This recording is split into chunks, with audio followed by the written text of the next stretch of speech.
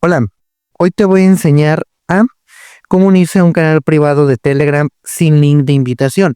Bueno, para unirnos a un canal privado de Telegram hay una opción, es simplemente buscar el nombre de ese canal y pedir que nos acepten en ese canal.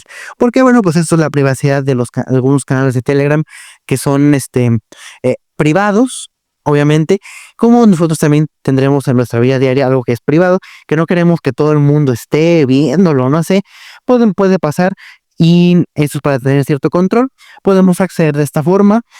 Lo más común y lo mejor yo les recomiendo es con un link. Con los links, ya estará directo en ese canal, pero si no tenemos acceso al link, pues simplemente es cosa de buscar el canal y ahí intentar a ver si lo podemos encontrar, ¿no?